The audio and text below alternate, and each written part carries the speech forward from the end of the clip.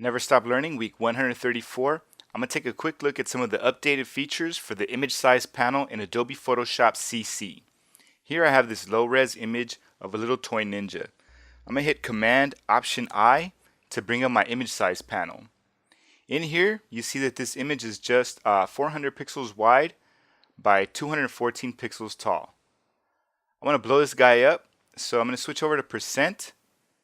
I want to make sure this is set to resample, and I'll leave it at automatic.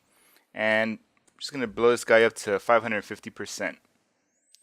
Now you see it's updated here in my little preview window.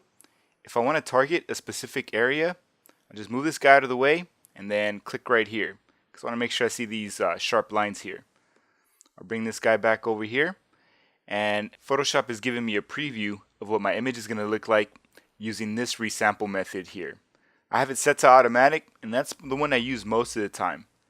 If I click on this drop down menu, you see I have Preserve Details, which is the new algorithm, and we have Bicubic Smoother, which is the old algorithm. I'll click on that to see what happens.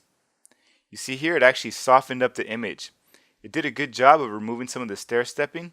If I click here, you see these big pixels, but when I release, you see it actually had to blur these guys out to smooth it.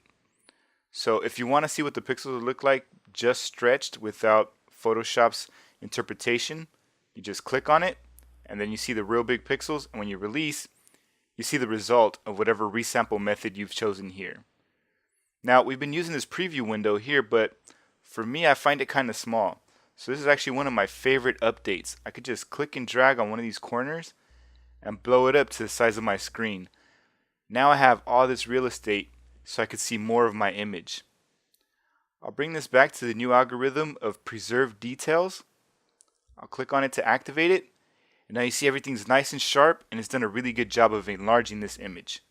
Because I've actually chosen this option rather than leave it to the auto function, I have this slider here for reduce noise. For me, there's a little bit too much noise going on here, so I'll just click and drag this slider over, and when I release, you see it's done a good job of updating it here and got rid of all that extra noise that I had there. I'll click OK to see the results. Now that it's updated, you see Photoshop has done a great job of enlarging this image 550%.